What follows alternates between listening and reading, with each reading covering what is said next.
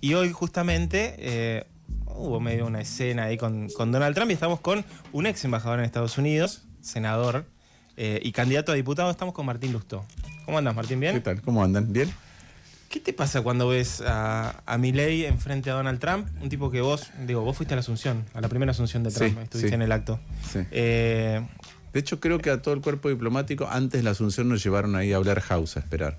Ah, mirá, donde durmió Milei anoche. ¿Cómo viste hoy esta situación de que no sabemos si Donald Trump entiende que son elecciones legislativas o cree que Milei se juega su futuro en el gobierno? De alguna manera puede ser que se lo juegue, pero digo, su cargo no está en discusión hasta dentro de 2 años. ¿Cómo analizaste? No sé si tuviste tiempo de verlo todo, ver algunos recortes, pero no sé si cayó del todo bien esta reunión. No, claramente que no cayó bien porque vemos la reacción de los mercados. Entonces, la expectativa que había de, bueno, esto es una ayuda que puede ayudar a que Argentina enderece el rumbo, resuelva los problemas económicos que tiene, no solo los financieros, sino el programa económico con un respaldo que dé tranquilidad en las cosas que tenés que cambiar, o que te dé aire para cambiar esas cosas. Después de lo de Trump se leyó todo al revés, ¿no? Es decir, si era bueno, mira, hay que llegar al 26 porque si no había una crisis que había generado el propio gobierno, pero las crisis siempre son costosas para la sociedad, entonces esto era hasta el 26 y el 26 con más respaldo, bueno, el gobierno reacomoda. Lo que le dijo Trump es, bueno, si no te va bien... Claro, no llega a nada. No llega a nada. Y la discusión de si lo sabe o no lo sabe, primero, Trump, cuando ves la estética, cuando ves la conferencia de prensa desorganizada, cuando ves las cosas que decía Trump del mismo, cómo silencia a un periodista y le da pie a otra que lo adula, nada, es una puesta en escena para él, claramente. Eso lo decís porque venía de Medio Oriente, entonces para... No, porque digo, cuando ves cualquier bilateral, ¿sí? Yo he participado en bilaterales, la verdad que cuando ves cualquier bilateral, los dos presidentes, por más que uno sea de Estados Unidos y otro sea, no importa de qué país, están puestos en pie de igualdad porque son dos líderes elegidos democráticamente representando a sus pueblos en un diálogo entre esos dos pueblos a través de los presidentes. Y acá no veías eso. No hubo una conferencia de prensa con los dos con atriles, no hubo una recepción en el Salón Oval, lo que hubo es un almuerzo donde veías a Milei de espaldas. Sí, escuchando como un periodista más. Claro, y ni siquiera cuando habla Milei, la cámara lo toma de frente, después lo toma un poco de costado, entonces estaba todo puesto para Trump. Si sabía o no sabía Trump, yo creo que a él no le importa. Y ninguna explicación del gobierno es buena. ¿Qué quiero decir con esto? Si Trump sabía y lo dijo por esta elección, es un problema para el gobierno. Pero si no, lo que le está diciendo, lo que están diciendo los intérpretes es, che, bueno, nada, el presidente de Estados Unidos no está muy al tanto de lo que pasa en Argentina. Que de hecho te das cuenta por algunas cosas que dice, que está, como diríamos, guitarreando un poco y de vez en cuando busca que lo salve a alguno de sus ministros. Pero ninguna de las explicaciones que da el gobierno es buena. Ni lo dijo por el 27, porque también por el 27 es un problema. Si vos decís, no, mira, vamos a ayudar, no es un plan de Estados Unidos para estabilizar a Argentina, para ayudar a que encuentre un rumbo económico, es un plan, como se ve, como lo hemos dicho muchos, de rescate por los yerros del gobierno a un presidente justo antes de una elección. Y creo que hoy lo que se vio es eso. Después me preguntás, y a mí me pareció de una obscenidad casi pornográfica. Porque Trump diciendo eso, ¿no? La verdad que hay que ver si viene otro, ¿no? Diciendo algunas cosas sobre la política interna de Estados Unidos que también son problemáticas en cuán esquemático. Pero después Milei explicándole a Trump un poco, diciéndole, tenemos problemas porque tengo una oposición socialista, comunista. Sí, el tema del comunismo siempre... Pero lo que te quiero decir es, vos tenés una audiencia joven probablemente, pero esto de que va un líder de un país diciéndole los comunistas que tengo, eso es muy de los 70, puesto de otra manera, como casi una farsa, ¿no? La primera vez se repite, primero como tragedia y después como farsa. La verdad es que es una cosa, es como raro escuchar eso de un presidente a otro presidente diciendo nos tienen que ayudar porque en realidad estamos viviendo inestabilidad porque tenemos unos comunistas en Argentina. Ahora, es todo un gran disparate. Vimos que la reacción de los mercados fue negativa. ¿Vos crees que esto puede tener un impacto también en lo que queda de campaña? Porque decíamos antes, la campaña anterior se habló del 3% de caña Milei. Ahora se habló muchísimo de José Luis Esper, sus vínculos con un presunto narco, transferencias de cientos de miles de dólares que habrían sido mayores. supuestamente esto era como el broche para la campaña que ya vimos en pocas horas se pulverizó. Bueno, a ver, primero, la expectativa de muchos, sí, era, bueno, esto es un salvataje y después el gobierno tiene que corregir el rumbo. No hay ningún economista que no te diga que el gobierno tiene que corregir el rumbo. Claro. Y lo tiene que corregir porque los mercados no le creen y lo tienen que corregir porque la gente lo está pasando mal. Las dos cosas simultáneamente. Entonces era, bueno, listo. Se chocaron varias veces con el mismo iceberg, los rescatan, bueno, a ver qué corrigen y con el respaldo de Estados Unidos por ahí tiene más margen para hacer las correcciones que hacen falta. Lo que básicamente dijo Trump, pues ves, de que el valor del dólar está bien, el modelo económico está bien y es culpa de la oposición. Entonces yo veo que eso genera mucha, pero mucha incertidumbre y un descreimiento muy grande, porque cualquiera, no importa en qué lado estés, decís, che, hay que corregirlo, lo tienen que corregir. Milei sigue con esta cantinela de que todo empezó en el Congreso, pero la verdad que el riesgo país sube porque él no compra dólares. Claro. Las tasas de interés suben porque él tocó las LEFI y generó un desastre monetario. Y la economía no crece porque él tiene un plan económico donde te saca dinero de bolsillo a la gente, con lo cual hay menos demanda en la Argentina. Te atrasa el tipo de cambio, con lo cual no podés vender al exterior, entonces no tenés demanda del exterior. Y la demanda en Argentina, cuando abrís de manera súbita y poco inteligente las importaciones, parte de la demanda que se achicó está provista por productos extranjeros. Entonces, obviamente lo que tenés es menos puestos de trabajo, menos demanda en la calle, locales que cierran, empresas que cierran, 10.000 empleos por mes que se pierden en el sector registrado, más endeudamiento de las familias porque tratan de mantener lo que necesitan y no les alcanza. Sí, además da la sensación, vos lo explicaste en un video hace unos días, de que esto de que un gobierno lograra bajar la inflación, que era un logro que no se veía hace mucho, digo, ¿de qué sirvió? Porque está bien, todos vemos que la inflación bajó un montón, pero al mismo tiempo vemos que la plata que tenemos no alcanza como alcanzaba cuando había inflación. Primero, es bueno que baje la inflación porque la inflación desordena todo y veníamos de 200% de inflación. La manera en que bajó Milei la inflación fue recesiva y sigue siendo recesiva y apagó los motores de la economía. Tuvo un segundo semestre de rebote por algunas cosas, porque, por ejemplo, cuando vos venís de muy alta inflación, supete que venís de 10% de inflación mensual. Entonces, en algunos sectores, vos estás incorporando eso como parámetro en las paritarias. Cuando de golpe baja 2, hay algo en donde sube un poco tu poder adquisitivo transitoriamente. Pero después eso se amesetó. Después tuviste crédito durante un tiempo, pero ahora las familias tienen problemas para pagar el crédito y el crédito hipotecario los bancos no te lo dan más. Sí, ya no clasifican. Entonces, tuviste rebote por eso y por el crédito. Y las dos cosas se apagaron. Entonces, para adelante, de hecho, cuando mirás, la economía argentina está en recesión. 2 trimestres seguidos de caída es recesión, que es lo que estamos viendo. Entonces, Milei hizo un plan de estabilización de alguna variable de la inestabilidad que vemos todos los días, que son los precios, haciendo inestable todo lo demás. ¿Qué es haciendo inestable todo lo demás? El tipo de cambio real, es decir, el que te dicta tu competitividad, es inestable absolutamente. Sí. No sabés cuál es. Y se volvió muy apreciado en algunos momentos, de golpe pasa de 1.100 a 1.500, de 1.500 a 1.300 y no sabe dónde se va a estacionar, no sabe si va a haber una devolución. Las tasas de interés para una empresa que se tiene que financiar son absolutamente inestables. Tu demanda como empresa es absolutamente inestable. Yo recorro la ciudad y hay lugares que te dicen no abrí caja, quiere decir hoy no vino nadie a comprar. Entonces eso es lo que está pasando en la economía argentina. E insisto, y esto era como un puente para ver cómo corregimos, y te están diciendo no solamente que el puente es recontra transitorio, porque depende de la elección, sino que además no van a corregir. Bueno, Milei dice, y lo repite siempre, que Toto Caputo es el mejor ministro de Economía de la historia de la Argentina, pero bueno, necesita que lo salven, ¿no? Eso bueno, también es una contradicción. Es como decir, yo soy el mejor nadador de aguas abiertas de la historia, y cada vez que entro hago 50 metros y me tiene que sacar el guardavidas. Claro. Yo te quiero preguntar si esa caída en la economía la puede sentir el elector que tiene que ir en 10 días a votar. ¿Por qué? Porque me acuerdo de la época de Menem cuando los despidos se pagaban con indemnización y había como una sensación de que, bueno, y había cuentapropistas, habían kioscos o se abrían ese tipo de cosas, y después vino la recesión como varios años después, tipo 98.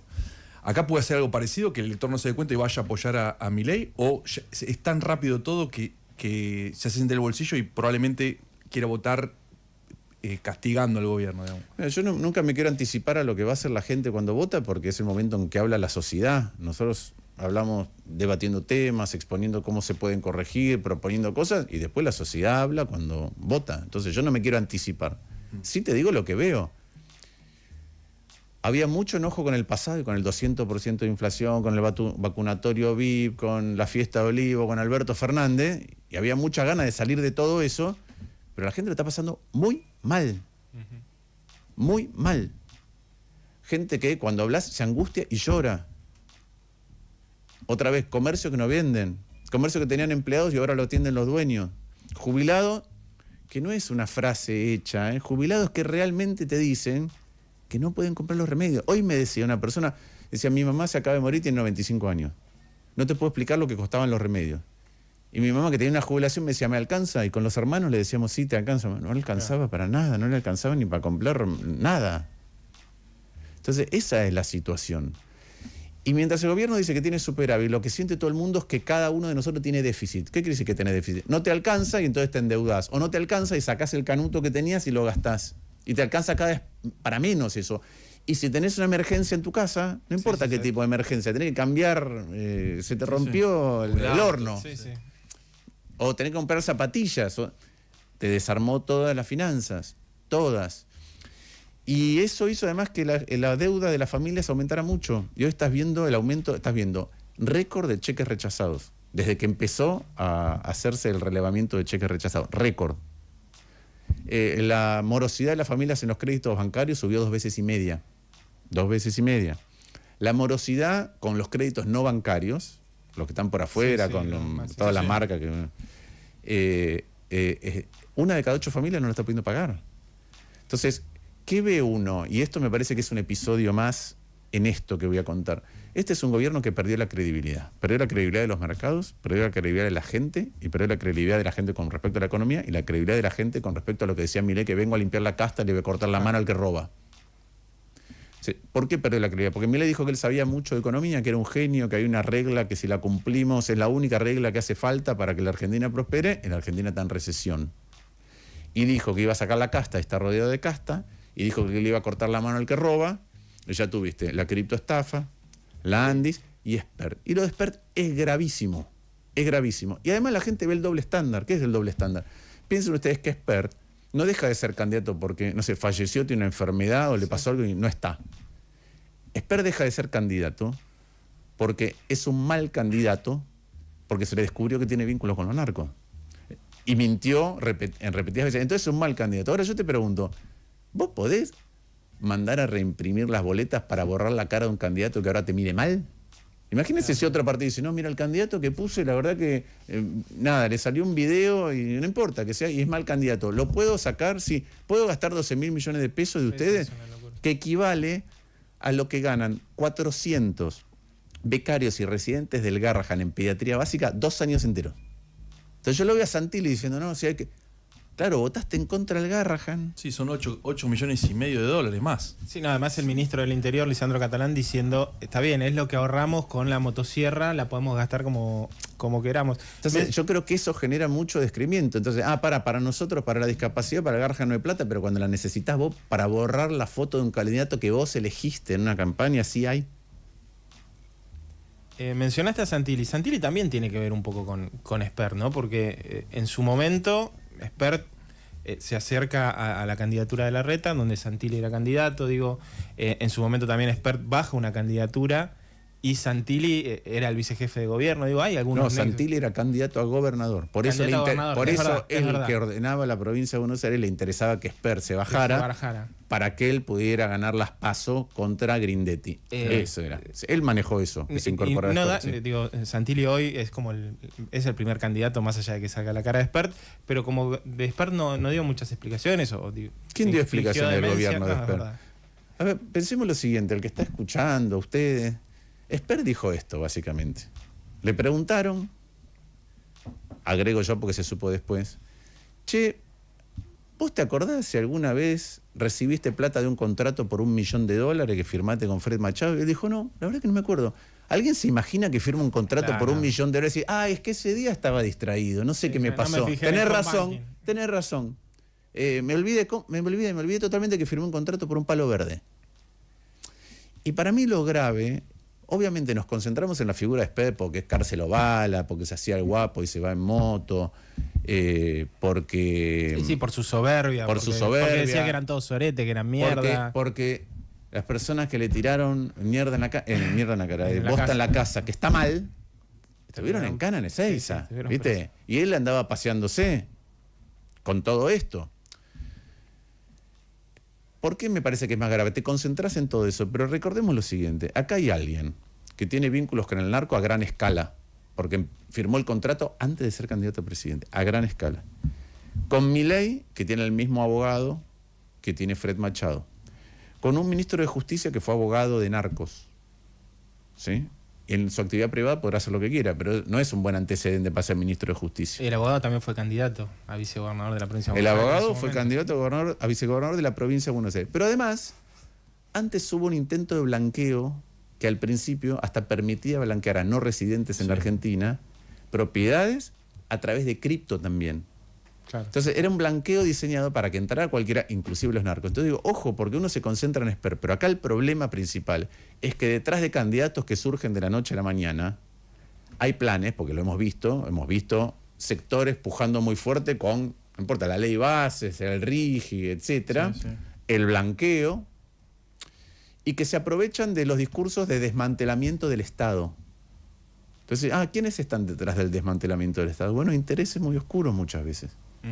Ahora el presidente está hablando de como una nueva etapa después de las elecciones, donde hay una reforma laboral, una reforma tributaria. Digo, vos ahora estás en el Senado, pero más adelante, a partir de diciembre esperás estar en diputados. ¿Acompañarías este tipo de reformas o crees que es una gran consigna y que lo que va a estar adentro va a ser un desastre? No, a ver, cada vez que un poder ejecutivo trae algo, yo lo miro con mucha profundidad y con mi equipo, que por suerte tengo un equipo que es chico, pero que cada uno de su tema sabe mucho más que yo. Y lo miro y lo analizamos de acuerdo a la mirada que tenemos en la Argentina, si nos parece bien o mal. Si nos parece mal, tratamos de corregirlo, como hice con la ley base. Yo la voté en contra, pero la raíz entera corrigiendo el no financiamiento de las universidades, lo de los jubilados, lo de la obra pública que tenía financiamiento internacional, corrigiendo el blanqueo, que algunas cosas me las tomaron. No permitiendo, en mi proyecto, los que ya habían blanqueado antes no podían blanquear en este, porque si no es una joda. Los que blanqueaban en este no podían entrar en la rebaja de bienes personales, porque si no es otra joda. Entonces, cada vez que viene algo, lo laburo con mucha profundidad para corregirlo. Si no lo quieren corregir, lo voto en contra. Entonces, ¿yo qué creo? Argentina necesita modernizar sus relaciones laborales, sí. Eso no quiere decir ir a la flexibilización, pero para que te des una idea, hay convenios colectivos en algunos lugares en Argentina que son de hace más de 50 años. Yo te digo, tenemos que tener, se llama ultraactividad, tenemos que tener ultraactividad, ponele, pero de los convenios del siglo XX. Si no tenés 2 años para tener uno nuevo. Entonces hay muchos temas que se pueden sintonizar mucho mejor y en una discusión por modernizar las relaciones laborales, protegiendo a las dos partes. Yo creo que eso se puede hacer, pero no veo que eso sea lo que quiere el gobierno. Creo que Argentina necesita una reforma previsional porque la mitad de la gente no está dentro del régimen general. Y porque las moratorias, en lugar de tener un mecanismo que habilite a jubilarte, y si hiciste algunos aportes, no importa si son 10 años o 20, y te da ganar más que la mínima, lo que hace es tener moratorias cada vez que hay elecciones o cerca de las elecciones. Entonces eso tampoco me parece un buen sistema. Entonces yo creo que hay que hacer reformas. Y me parece que es un problema lo que dice Trump, de acá hay uno que son comunistas y si gana este. Es como, Trump usa mucho las palabras bueno y malo. Sí. He's good, he's bad. Es una cosa como medio infantil.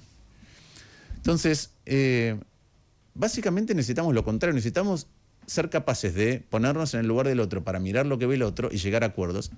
Y no es como se dice siempre, necesitamos 10 grandes acuerdos en la Argentina política.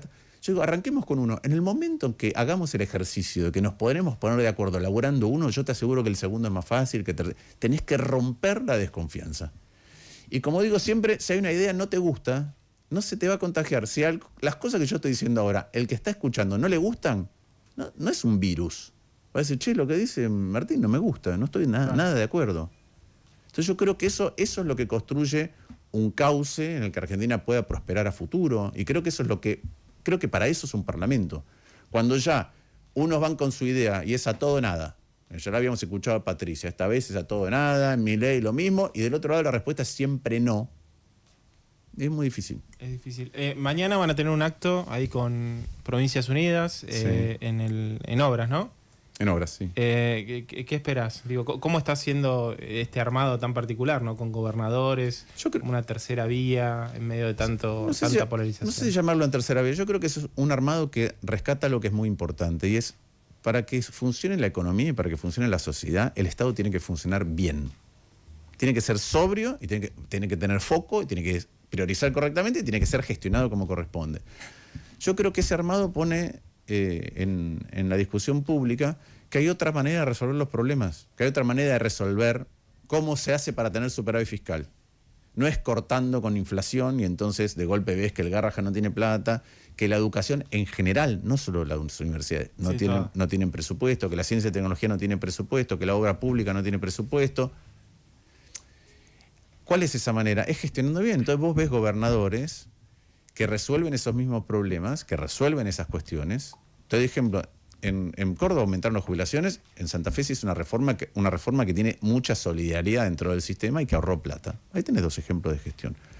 Santa Fe compra medicamentos 82% más barato que el precio de venta al público, y además produce medicamentos cuando son de uso masivo del Estado. En Córdoba se expandieron sedes universitarias. Los dos hacen obra pública, los dos se ocupan de las cuestiones sociales y tienen superávit.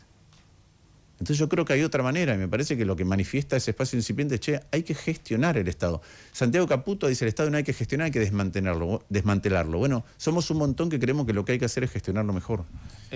La pregunta que te quería hacer es, con la suspensión de las PASO se abre un abanico de oferta electoral que antes se suprimía con ese piso de 1,5, y hoy el domingo, en 2 domingos, el elector va a ir y va a ver en Capital Federal, que es donde te presentás vos, 16 o 17 fuerzas. Aparte, recordemos que hay que hacer 2X porque si no se vota en blanco. ¿Eso los complica? ¿No los complica? Porque el piso creo que es 6, hay que más o menos sacar 6. 6 y pico, sí. A ver, yo lo veo así. El gobierno hace un esfuerzo muy, muy grande para que el centro, lo que no está, lo que tiene una mirada distinta, le cuesta existir. No solamente políticamente. Lo hace con los periodistas. Lo hace con los economistas. Lo hace con la política. Vos fíjate, vos no ves a Milei criticando al gato silvestre. Lo ves a Milei criticando a los periodistas que por ahí le hacen una pregunta al potencial votante Milei que le genera duda, ¿no? Entonces no se le pega a Ernesto, a María O'Donnell, o le pega a Bonelli, o le pega a Pañi, o le pega... ¿A qué economistas le pega? ¿Qué le pega a Augusto Costa y a Datelis? No. Le pega a Marina Del Poyeto, a Cavallo, a Carlos Rodríguez, a Melconian. Y lo mismo hace con la política. Entonces lo que trata es de horadar cualquier otra cosa que no lleve a extremos que son cada vez más chicos, pero que son muy belicosos y que tienen como una traba para sentarse a ver, esto se puede resolver, porque yo estoy seguro de que se puede resolver. Entonces lo hace así. La eliminación de las PASO es eso, es impedir que se organice otra cosa. Es tratar de que, en lugar de que elija la gente, que esté todo, y entonces todo tiene menos votos. Y bueno, tenemos ese desafío, y por eso es importante comunicar, y caminar, y hablar, y convencer. Martín, te hago la última y te agradecemos mucho este tiempo con No hay Plata. Estamos con Martín Lustó, candidato a diputado de Ciudadanos Unidos.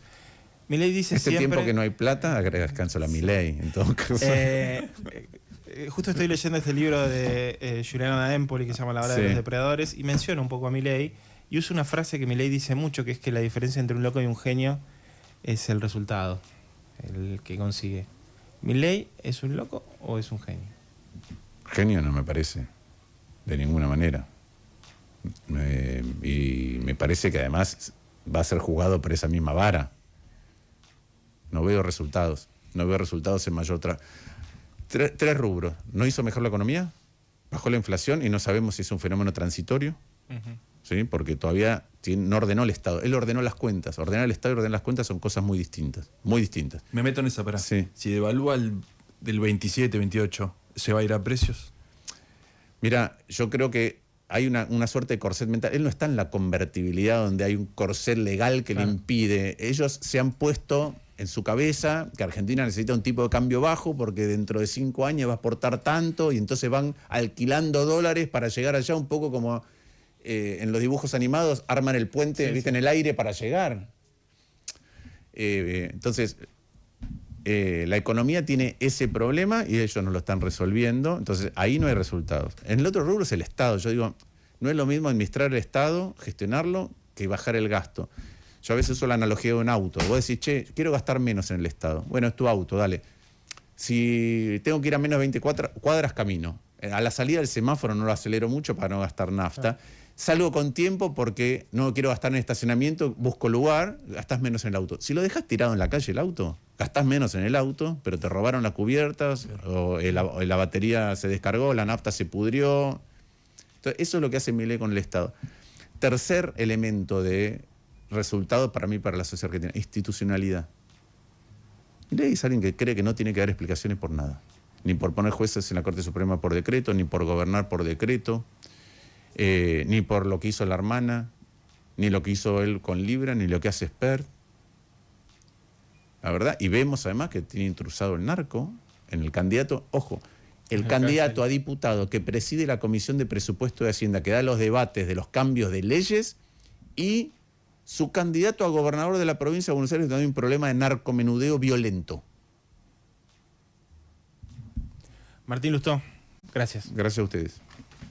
80. Si querés sumarte a la batalla cultural contra las nefastas ideas de Javier Milei, dale like, suscríbete y deja tu opinión en la caja de comentarios.